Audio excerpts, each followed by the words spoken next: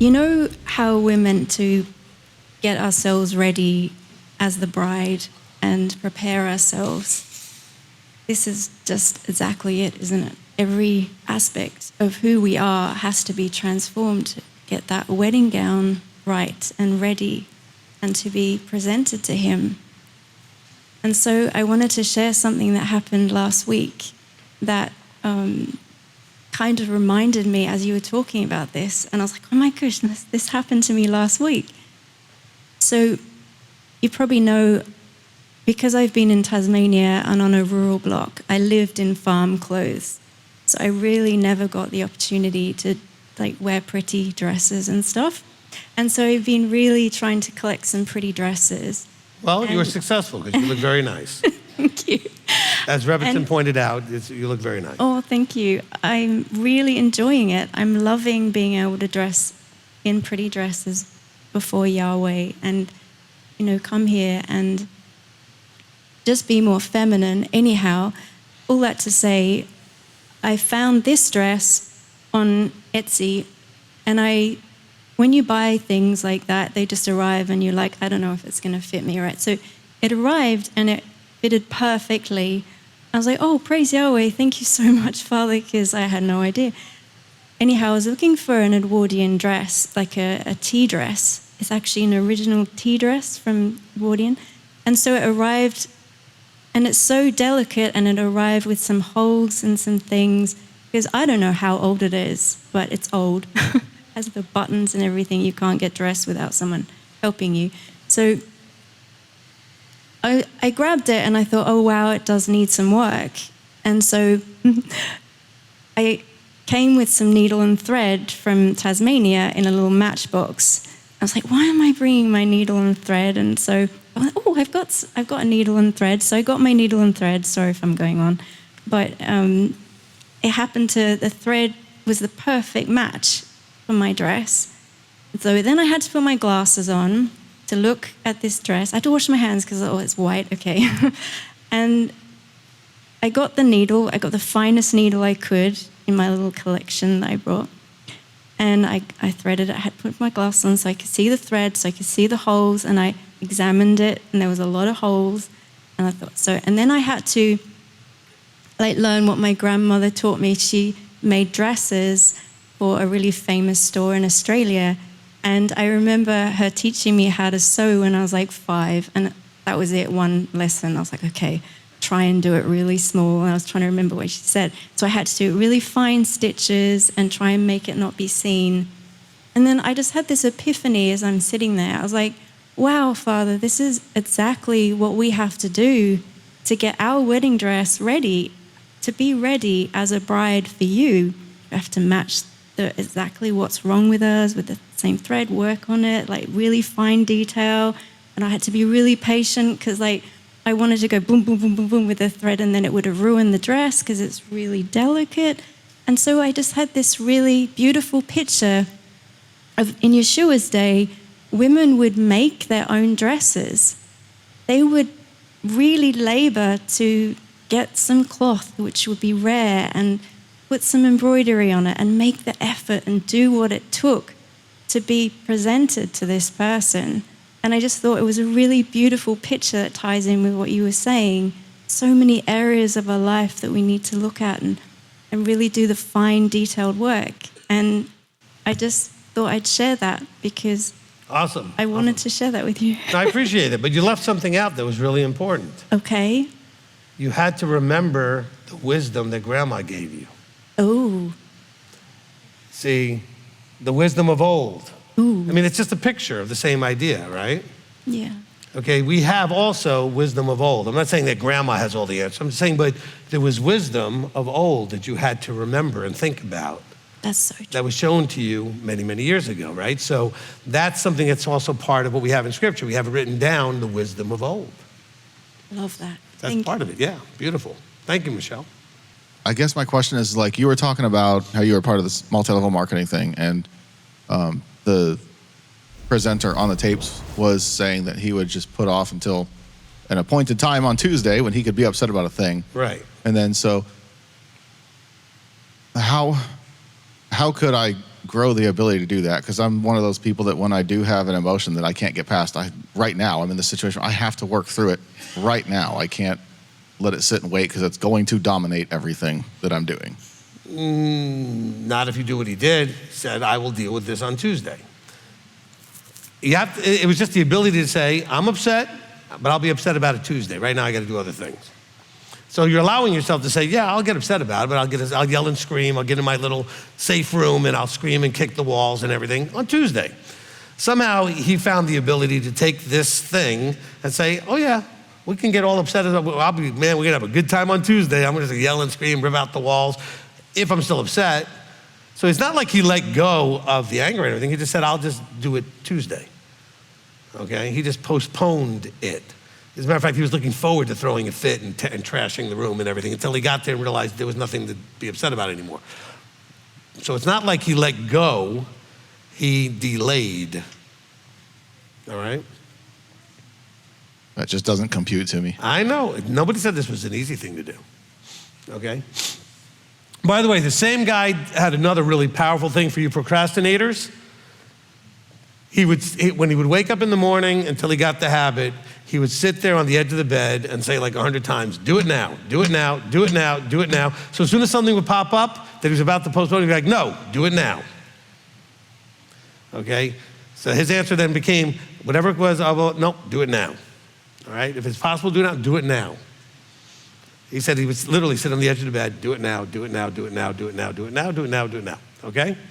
Several years ago, I remember I was meditating on the fruit, and I was in my car, which Abba would talk to me a lot during that time, but this phrase came to me as patience is trust. And I feel like you kind of expounded on that when you were talking about how that works in our day-to-day steadfastness and kind of still plugging away. It's that you're trusting for something that he's promised. I agree. That's a good way of wording it. Go ahead. And then the other one is trust is rest. Because when you're trusting, you don't have all the fret. You're not overly worried or vexed about it. And then the last one is that that trust is the highest form of praise. Because when you trust, you believe everything he says. You obey, you live it, you become, you transform. So anyway, I thought I would share that. No, I appreciate that. That's great. Look, and all these things do intertwine and overlay, right? They're not 9 things that are all separate. They do overlay and interact and interlink and that kind of stuff. Because like you were just saying, basically if you're trusting, then you're also going to have peace, right? Which means that your joy might be there as well, because one of the things that are disturbing your joy, or it's just all of them feed onto each other. It's really beautiful. Sarah Beth. Okay, I might need you to talk about this a lot more, because that was too short. Like, could we make this a teaching? Like maybe, No. That was it. 8 teachings to up until Sukkot? That was it. All right. Okay, so. You can listen to it 8 times if you want. Yeah, but I wanted more examples. All right, so in the infinite ways that you could take all the pieces you just gave us, would you say a framework for each of the 7 would be toward Yah? Did I hear you correctly? Toward Yah, toward self, and toward others would be the directions you need to check on Yep. each of the 7? Yep. Okay. Yep. And if you notice that, if you were to do it that way, in those 3 directions, right, towards Yah, towards self, and towards others, which one has the most aspects that we're dealing with? Self, okay? Because relational is going to still deal with self, emotional is self, physical is self, mental is self, right? So much of it's going to be, because you're the biggest problem, okay? How you deal with others is going to be simple if you deal with you. How you deal with him is going to be simpler how you deal with you. So most of it is focused on you, okay? The others all feed out of that. So if you get your mental, emotional, spiritual, physical, all these things, kind of, even relationship with yourself, right? A lot of you have really challenged relationships with yourselves. Then everything else flows beautifully out of that. And with that, I was thinking about a couple of things. One is, so I remember I had a question a few years back to you, and I was like, well, how do I develop the leadership skills of like, I can't practice being a husband or a manager or in charge of somebody, right? Because even at work, I'm not going to be like a manager kind of person. I'm doing more like the code, and maybe I have AI, code generators, but I don't really have like relationships under me. And you always say we should be in the middle, right? You have someone above you and someone below you. I felt like I was always on the I didn't bottom. say that. I said you are in the middle. I didn't say that you are supposed to be in the middle. In life, there are going to be moments where you do have some authority. You might not have it right this moment, but at some point you will, okay? So you always have the opportunity to, at the various aspects of time, be either under or above, but we're all placed in a middle place. You may not have somebody under you at the moment, but you get married, you have children, you get authority at your job, something you'll have authority and responsibility over, right? So I simply was saying that everybody by default is in the middle. You just may not have aspects of responsibility in either direction necessarily at that particular moment, okay? Yeah, and if I did have any of that kind of role, it'd be pretty transitory. It wouldn't be like a permanent thing. But I was thinking when you're talking about health, because I've been, listening to podcasts and things, treating your health kind of like in other parts of your life, like little plants, and you have to water the plants, and they will grow. And that was a really cool metaphor. But also, like your body is kind of its own person or its own. It has responses to what you think, and it kind of is that role, that relationship under each person. So everyone would be in the middle because everyone has a body, and if they take care of their body, love their body, or be gentle to their body, all the fruit of the Spirit, then they'll get that back from their body, and they'll have a good relationship that they can study before maybe they have other like human relationships, I guess. So I thought that was one thing I had. Well, good. And again, there are going to be moments. Let's say right now you're an employee. Let's say at some point you actually were the boss. You own the business. Like you're actually the top. Guess what? You're not in the middle at that point. You're at the top in that one area for that one moment. You understand what I'm saying? If you're married and you're the man, you're at the top. But really you should be a part of a community where you're no longer at the top in some aspects. But in the house, you're at the top, right? So there are moments where you're going to be above. There's moments where you're going to be, like as an employee, you're always underneath. You're not in charge. You're not at the top. You're always under something. Somebody has authority. So we have our opportunities to practice middleness, on a regular enough basis. But it doesn't mean that you're always going to have somebody below and somebody above in every area at all times, okay? Okay. Yeah. And I have been enjoying, as we've had more teammates join our team, I'm more familiar with the code than other people. And I can say, oh, that's how we do things, or kind of like that. And they may make you a trainer at some point. If they were to do something like that, you'd have certain responsibility of being above, which means that you have those that you're serving and responsible for, right? Above doesn't mean you're the boss. Above means you have those that you're serving and have responsibility for, right? Okay. Yeah, because we have to. And when you're below, that means there are those that you are responsible to, okay? Yeah. Yeah, we don't want to push things, bad updates to anything code-wise, especially to apps. Yep. Yeah, that would be a problem. So wise guy. The other thing was, so I was reading that book that I showed you last night, and there was that, and then there was also, I was thinking about in the Beatitudes, blessed are the peacemakers, and peace, and how that's like peacemaker, like we make peace, or we're supposed to be, right? It's something we can be responsible for.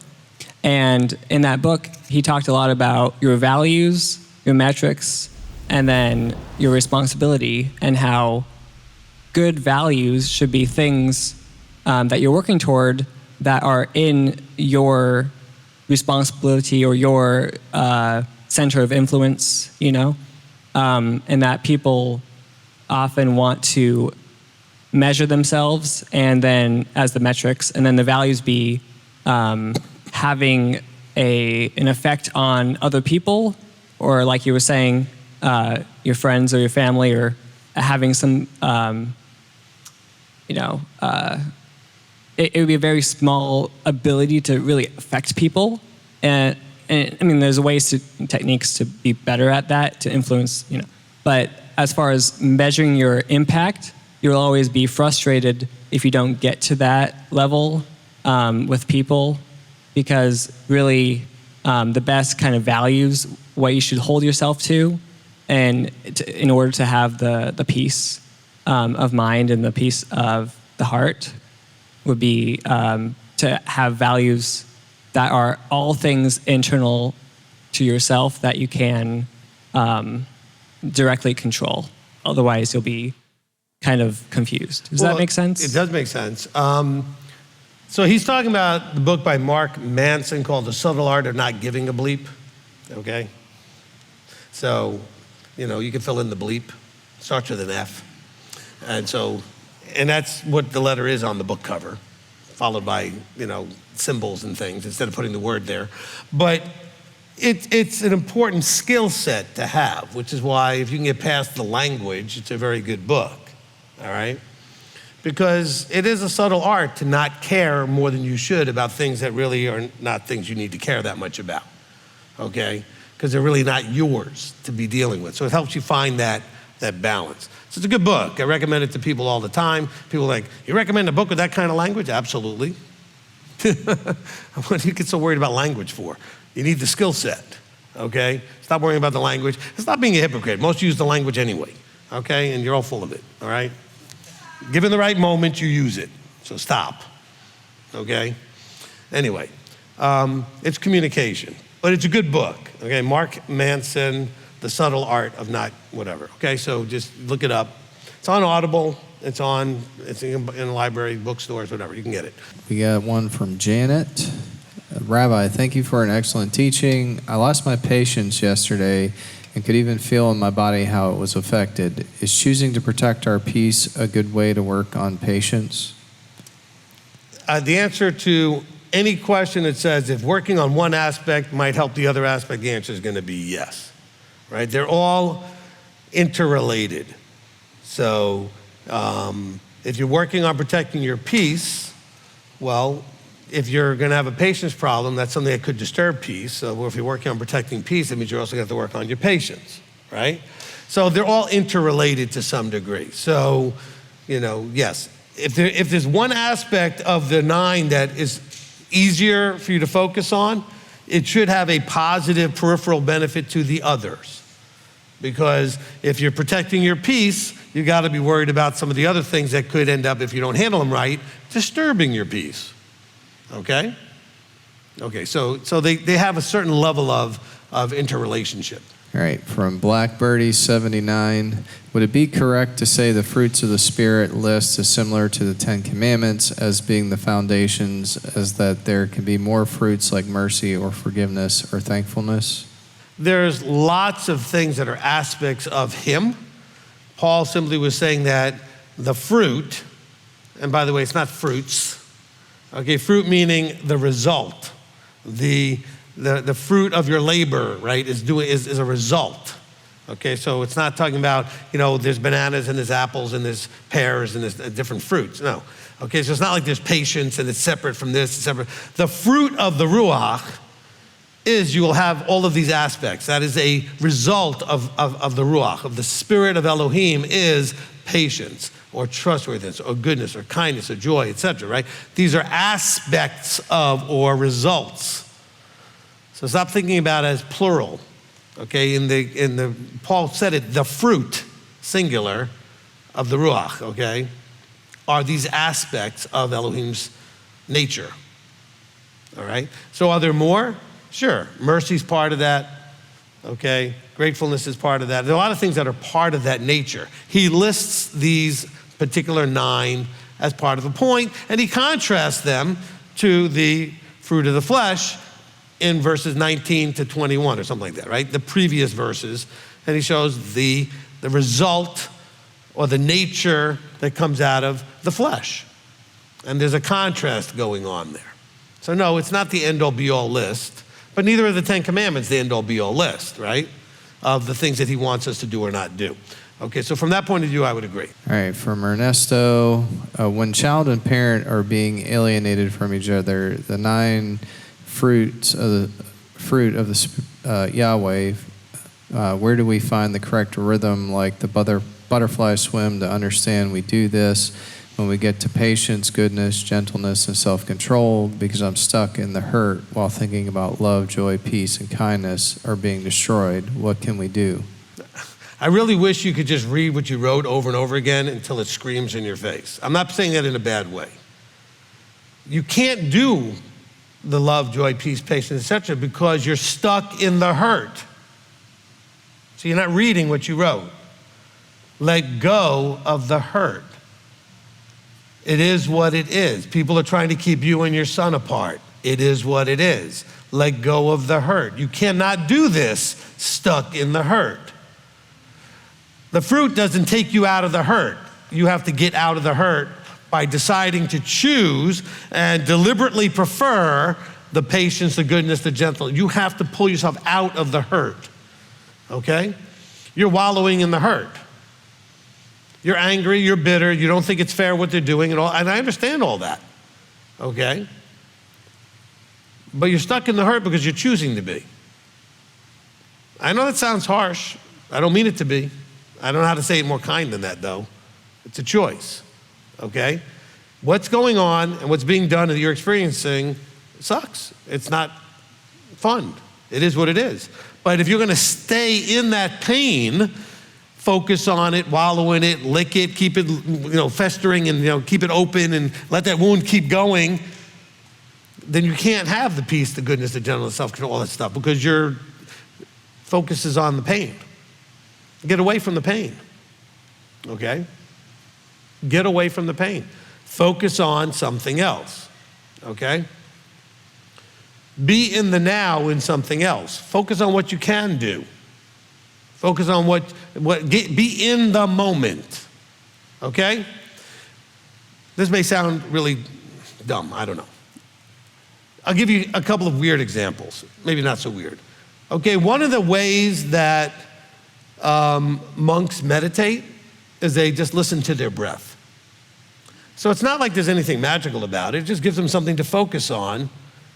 And so they're listening. They're not doing anything special. They're just listening, breathing in, breathing out, just listening. So their whole attention is on the breath. It's the same thing like, let's say you're all upset about something, which is why people do what I'm about to say. And they go and get some ice cream or something.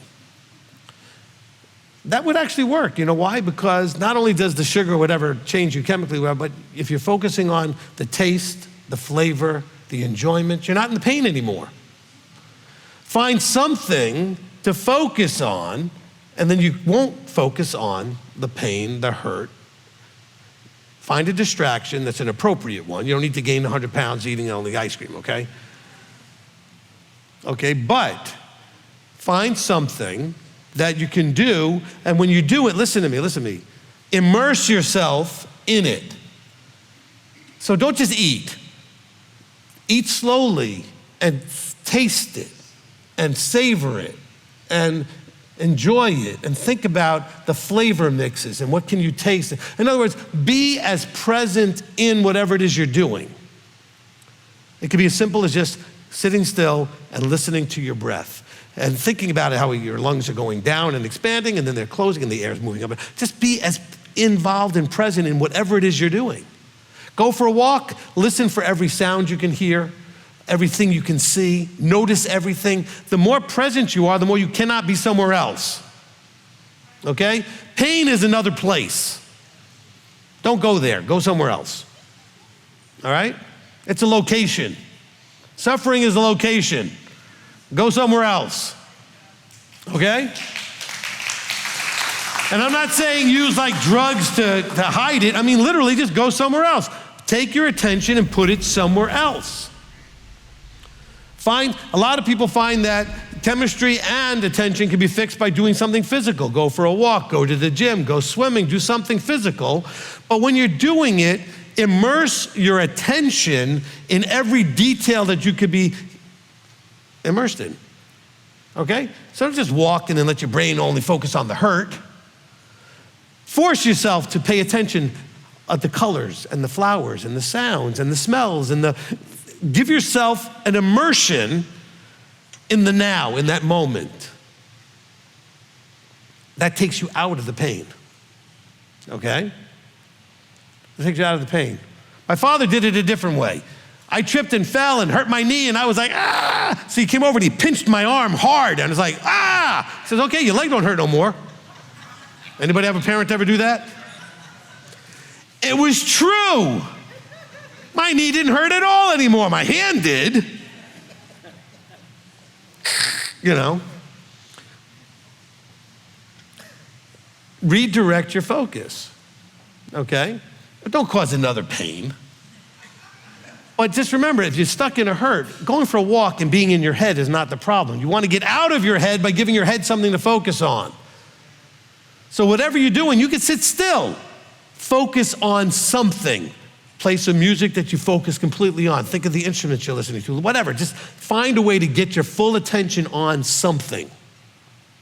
It'll take you out of this place called pain, hurt. It's a location. You know, you have a passport, leave.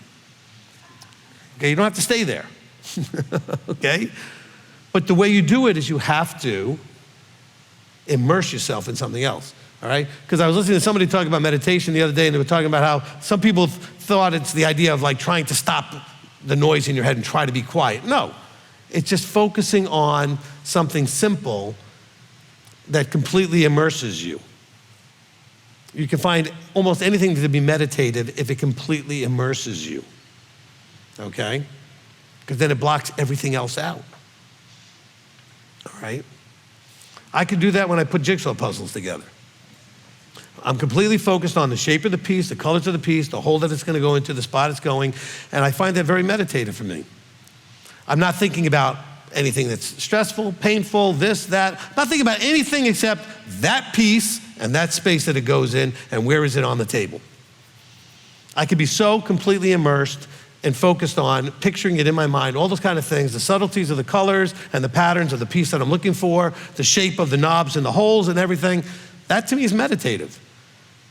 For you, it could be something artistic. It could be something musical. It could be something, anything, just whatever it is that can get you to be fully immersed up here, where your awareness is completely occupied. All right? Then there's no place for pain. There's no place for suffering. People with mental health have the worst times when they get jobs like working like Amazon in the warehouse, and all you got to do is run around picking things off the shelves, and you're in your head all day long. Doing anything, working in a factory where you just, once you figured out how you're doing what you're doing, you're almost mindlessly doing it, then they're in their head too much. They got to find a way to not be in their head. Focus on every detail of what you're doing. Find something that occupies your mind fully. That'll break you out of being stuck in the hurt. You're stuck in the hurt because you haven't found something else to put your mind on. Okay? You know, there's an old saying that I heard back in the multi-level, whatever, positive thinking, thing is, the dog in the hunt doesn't know it has fleas. It's busy chasing down stuff. It has no time to pay attention that something's biting it. Okay? So you're not chasing anything down. You're just sitting there in pain. You're not busy enough with something that occupies you enthusiastically, excites you, and go find something that can really get you going. It's the healthiest thing you could do too, by the way. Entrepreneurs are healthier than anybody else when they're actively pursuing something because it triggers all this good stuff in their body. Because they're excited about something. Most of you are not excited about going to work every day. Okay, so find something that excites you, that gets you going, and focus on that, and you won't have time for all this nonsense. I don't have time for that, I'm busy, okay? But you're stuck in the hurt because you've got plenty of time to be stuck in the hurt. You're not busy enough. I'm not talking about busy work. Busy meaning give yourself something that will occupy you in your head, that you wrap it around completely, okay? Whatever that might be, Because then anybody ever do anything and you're like, all of a sudden you lost like 4 hours? See, you know how to do it. Because that only happens when you're fully immersed in something. Okay? Anybody do something that felt like 4 hours and only 10 minutes? That's the opposite. Okay? That's not the thing you want to fix your problem. Okay? The thing that felt like 10 minutes but was 4 hours, that's the kind of thing you need to have in your back pocket when you need to, that will fully immerse you, where you just drift away into another place and all that other stuff is out of the way. All right? That's the kind of thing. Now, you don't necessarily need to lose 4 hours, but you understand what I'm saying. You can put more of a timer on it and control it. But it occupied you so much, you lost track of time. Okay? When you're miserable, you are painfully aware of time. Okay? When you're at peace and when you're in joy, you lose track of time. Okay? Some of you know this, like when you first met your spouse and you're out on a date, you're just spending time together, and time just, where did it all go? Because you're just so happy and just all immersed, focused on them, focused on everything about them, every word that they were saying, every body language thing, right? You were immersed. And so time just disappeared, okay? But when you have nothing else to do, all you're gonna do is get stuck in your head, and that's gonna suck real bad, all right? You don't wanna get stuck in your head. Find something to do to occupy your mind. I was thinking that question that was your first problem right there. Well, you made me think. That's your good thing. Okay. Your thinking says it's a good thing. Okay, the question about more aspects of the fruit took my mind to the character of Yeshua. And I can remember you listing the characters on the tree of life and the other one. Right. And those are all part of it. All part of it. So that's more we can work on with these 7 aspects in our life. 9. Nine aspects of our life is to develop that character, and that is the fruit of his spirit. Right. Awesome. Okay, so if you are not familiar, so there's a teaching called Developing the Character of Yeshua. I believe it's either part 1 or part 2. I compare the tree of life to the tree of good and evil, and character of Yeshua versus the enemy and all that kind of stuff. So there is some good stuff in that teaching. That's an old one, but you can go back and find that, okay? I think it starts off in a little bit of a humor with the state of the body as opposed to the State of the Union address. So, because I did it probably in January when the president at that time was doing the State of the Union address, so I thought it'd be cool to do a State of the Body address. Probably need to do a new one since that was like 15 years ago, so. The state of the body has changed a little bit, not necessarily for the better. I would like to just share how impressed I am with the concept that if we're working on one aspect of the fruit of the Spirit, others will also be affected positively. And I was thinking, wow, and that happened in like the 7 areas of leveling up that you've been encouraging us to follow. And something really neat happened to me about a week ago. I was really focusing in a certain area, the area of physical health, and disciplining my thoughts in that area and do it now. And after a few days of doing that, in another area, in the financial area, something came to me that I've been meaning to do for a long time. And that is look into cheaper car insurance. And I ended up changing companies because that discipline was there. Just call. Right. Just call, just shop. So I changed companies, and I'm saving $125 a month. Wow. There you go. So praise Abba. Look, financial people will tell you should be shopping all of those kinds of things yearly. Okay? That doesn't mean you have to change. But you should be comparing and checking things like your auto insurance, your home insurance, all these things on a pretty regular basis, once a year at least, just to see if there's a better deal out there that somebody might offer you to switch or whatever. All right, go ahead. Just on a second brief thought, I have been immersing myself in your old series, What Are You Thinking? And it's an awesome compliment to what you've been teaching us today. Just taking those thoughts captive, lassoing those thoughts and replacing them with something that Yeshua does, the way he thinks in the fruit of the Spirit. So I just thank you for that teaching as well. Awesome. Look, we used to do a lot of teachings that have to do with thoughts, emotions, actions, habits, destinies, right? We used to talk about that a lot. So you can go back and catch a lot of the teachings that cover that. This, I think it's funny how we continue to unlearn stuff that we learned in Christianity. And today my aha moment was that the fruit of the Spirit is not fruit.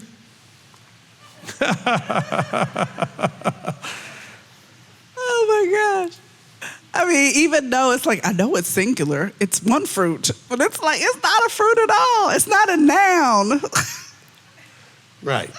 So like when we say something is the fruit of your labors, we're not talking about a bushel of different types of fruit. It's the result, right? Okay?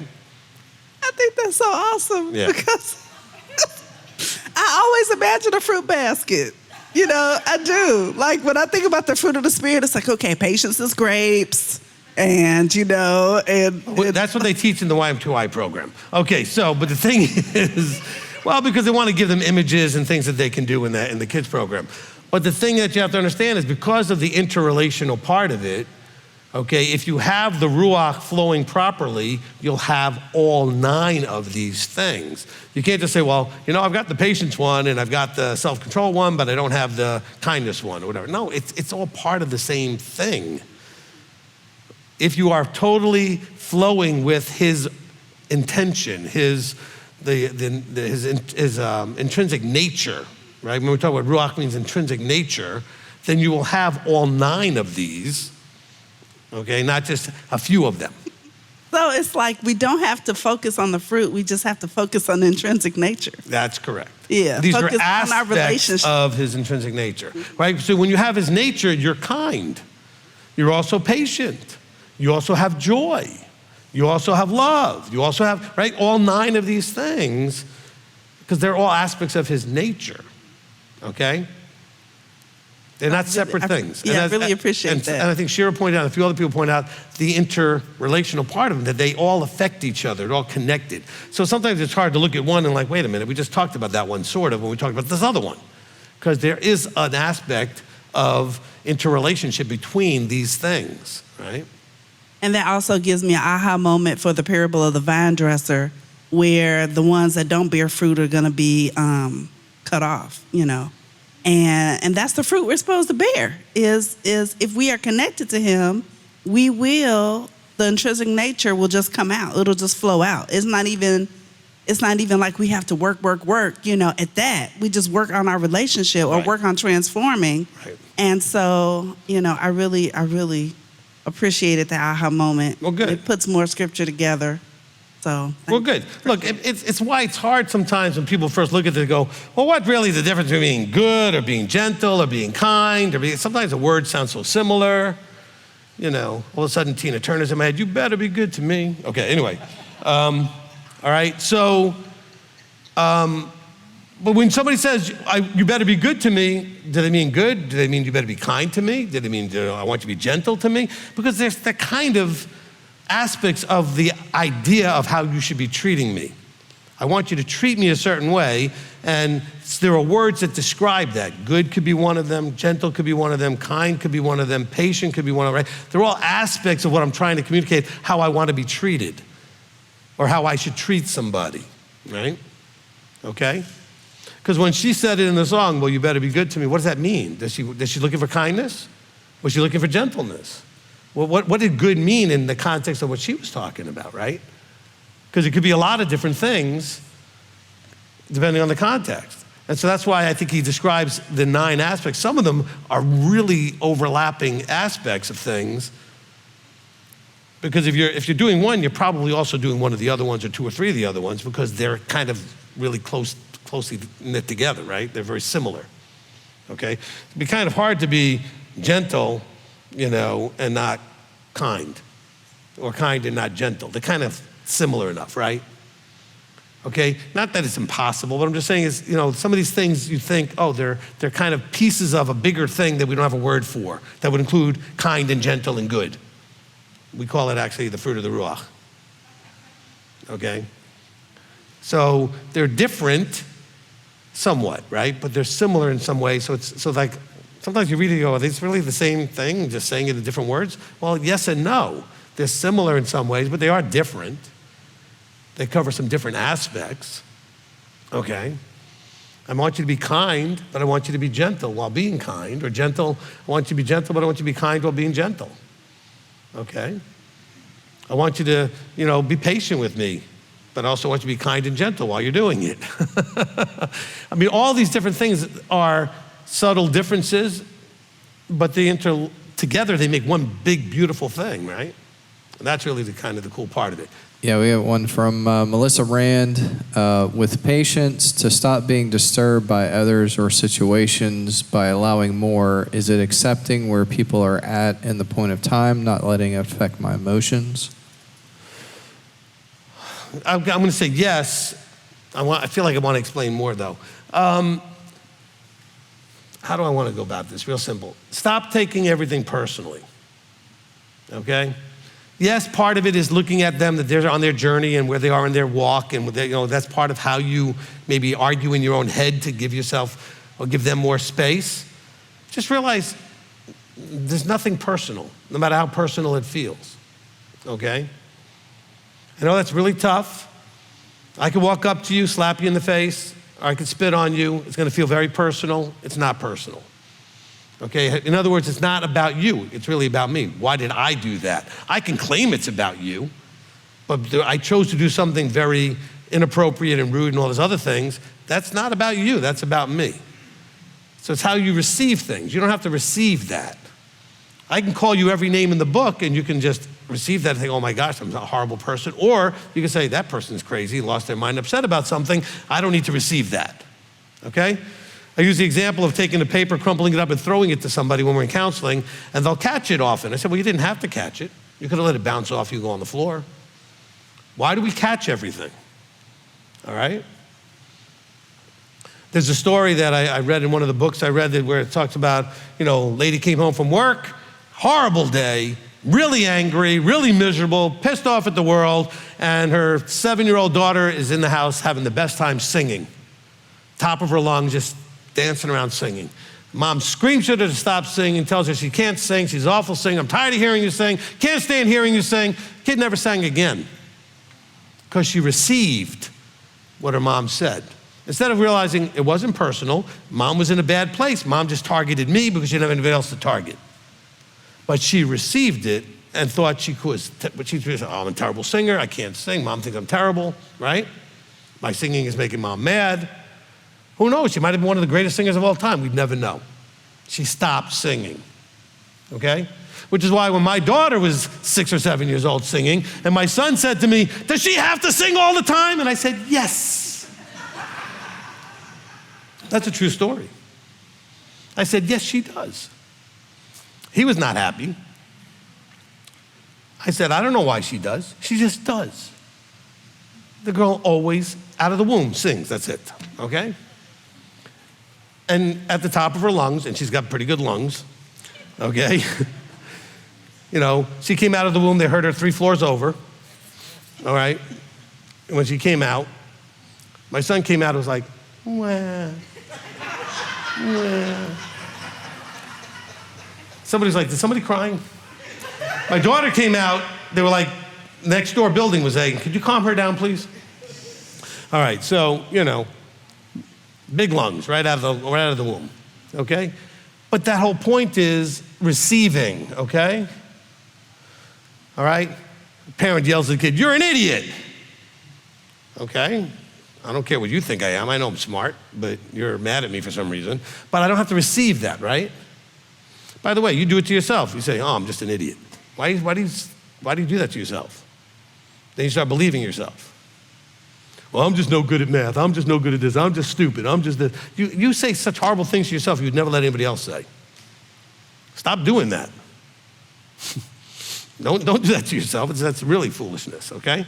But when it talks about what Melissa's asking, okay, is to stop being disturbed, okay, understand that wherever they're coming from doesn't mean you have to receive it. Instead, you can say, they're coming from maybe something bad happening and they're all upset. Let them just get it out of their system. I don't have to let it hit me. I can let it just wash right over me and just go somewhere else. I don't need to accept it, okay? I don't need to receive it, all right?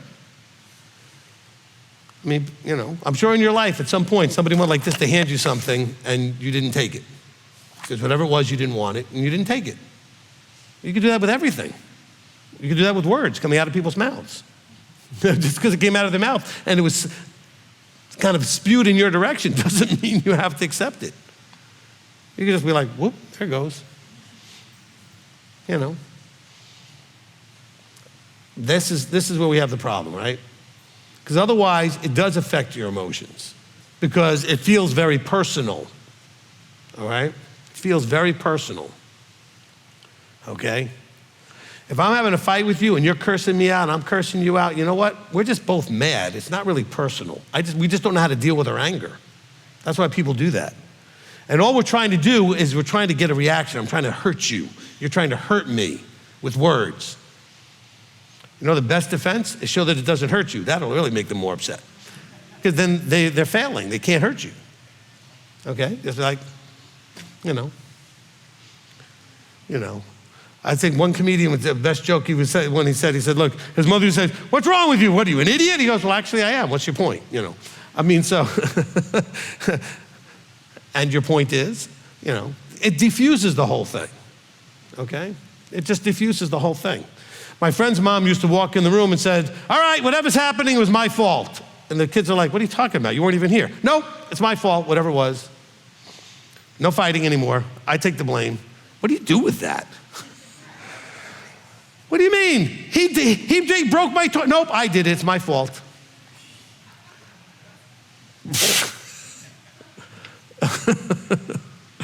Okay, it's really tough. The fight had to stop, and they're all looking at her like she's nuts. Okay, they don't know what to do. It diffused the situation in its absurdity, especially because she had no idea what was going on. Just walked into the screaming. Hold on, stop. What? Whatever it is, it's my fault. I'll take the blame. Whatever it is. I don't even know what it is. He broke my toy. No, I did. It's my fault. I broke it. I mean, and it just gets their selves, it breaks them out of the nonsense. You know what I'm saying? From Catalina Kalina, is the banishment of Michelle after trying to emasculate King David after the triumphant return of the ark a lesson of caution for wives whose husbands are righteous? I don't have that section of scripture like right there in my head right now. I would be very cautious about using any scripture as a weapon to say what a husband or wife should or shouldn't be doing, okay? Because usually it's being weaponized incorrectly. Well, it just shouldn't be weaponized, period. It's being used incorrectly by either one of them, okay? Do not wield scripture against your spouse, all right? All right, but if you have an issue, get counsel. Come to counsel, say, look, my husband, my wife, whichever one has the issue, this is what was going on, how do I handle this, what should I do? And we can help walk you through dealing with it, whatever which way, okay? Okay, I think that you should never weaponize scripture against your spouse. Bad idea, all right? I don't know a single time it worked in a positive way. Does anybody? Did anybody ever have it used against you or use it against somebody and it went well? Well, and you call yourself a Messianic and you're not, wives don't do that, husbands don't do that, or a husband does this, or a wife does. Don't use scripture against your spouse, okay? Terrible idea. It doesn't work. It will blow up in your face. Nobody wants to have scripture thrown, because now you're not only telling them that you think they're a lousy wife or husband, but you think they're breaking scripture. That's not going to go well. Nobody's going to just say, oh, thank you for pointing that out. I so appreciate that. Now I just feel wonderful about myself because you just said I was this garbagey whatever, okay? Let's not do that. It's a terrible idea. All right, anything else, John? Because everybody's here now, I think. The children all here now? Yeah? Okay, good. I mean, we have some more. I got another one from Janet if you want to take that. All right, Janet, you're overseas, so we'll take yours. So, okay, from Peru. Rabbi, is this the right order? First love Yahweh, then love yourself, then love others, or loving yourself and loving others are equally important? And then she made a reference to Matthew 22:39. I'm going to say this a little differently. You got to love yourself first, or you can't do anything else. Okay? Loving Yah is more important, ultimately, but it's hard to love him if you don't love you. It's hard to love anybody if you don't love you. Okay? Just throwing that out there. I'm not trying to go against Scripture. The first great command is to love him. But if you haven't figured out how to love you, how are you going to love anybody? Okay? So you're going to have to find a way to deal with you in a positive way. Everything else can flow out of that. Then you need to, when you get that healthy, focus now putting him above everything, okay? But how do you do that when you think of yourself as garbage, you hate yourself, you don't love yourself, you have the self-loathing thing? There's no way to do this. Because then you're loving the one who made you and you already think you're terrible, okay? Does that make sense to anybody? So I'm going to say, I don't know if anybody's ever said that before or whatever in public, but I'm going to say, until you figure out how to love you, you're going to have a hard time loving him. All right? Food for thought. Just kind of put that out there and see what you think, okay? All right, that's going to wrap it up. Hope that was good for everybody.